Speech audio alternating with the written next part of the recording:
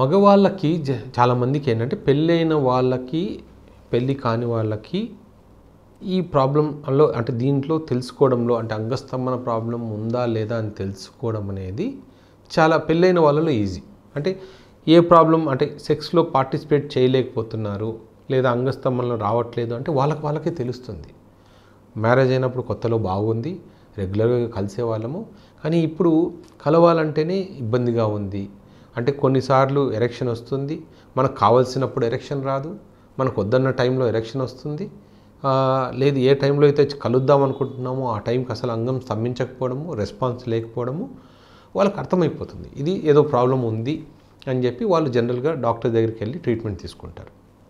కానీ అసలు మ్యారేజ్ కాని వాళ్ళు కానీ అంటే పార్ట్నర్ లేని వాళ్ళకి కానీ ఈ డౌట్ ఇంకా ఎక్కువగా ఉంటుంది. అసలు నాకు ఎరెక్షన్స్ అనేవి బాగా వస్తున్నాయా లేదా, రెండోది అసలు నేను పెళ్లి చేసుకుంటే అసలు మా వైఫ్ని సాటిస్ఫై చేయగలుగుతానా లేదా అనే డౌట్స్ అనేది వీళ్ళకి వస్తూ ఉంటాయి. సో దానికి అసలు అంగస్తంభన ప్రాబ్లమ్స్ ఎలా బాగా అంటే ఏదైనా ఉందా లేదా అనేది తెలుసుకోవాలంటే సింపుల్ టిప్స్ చెప్తాను. ఒకటి, first thing early morning erections.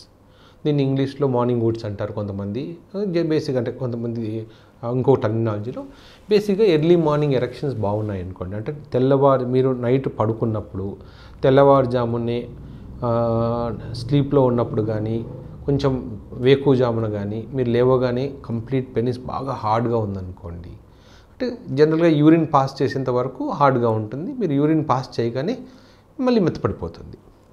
దాన్ని ఎర్లీ మార్నింగ్ ఎరెక్షన్స్ అంటాం. ఈ ఎర్లీ మార్నింగ్ ఎరెక్షన్స్ బాగా హార్డ్గా ఉన్నాయనుకోండి, దెన్ మీకేం ప్రాబ్లం లేనట్టే. జనరల్లీ కొంతమంది అంటూ ఉంటారు, డాక్టర్ గారు నాకు ఎర్లీ మార్నింగ్ ఎరెక్షన్స్ బాగున్నాయి కానీ ఈవినింగ్ అయ్యేసరికి నాకు ఎరెక్షన్స్ రావట్లేదు అని.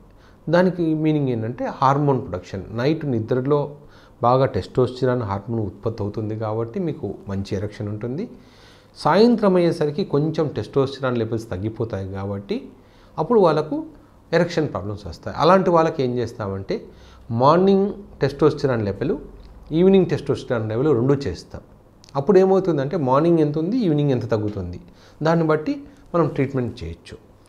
రెండోది, ఎరెక్షన్ కొన్ని సమయాల్లో అంటే కొంతమంది పార్ట్నర్స్ దగ్గర ఎరెక్షన్ బాగా వచ్చి లేదా పార్న్ వీడియో చూసినప్పుడు బాగా ఎరెక్షన్ వచ్చి అమ్మాయి దగ్గరికి వెళ్ళినప్పుడు తక్కువగా వస్తుంది అనుకోండి, అది సైకలాజికల్ ప్రాబ్లం అవ్వచ్చు.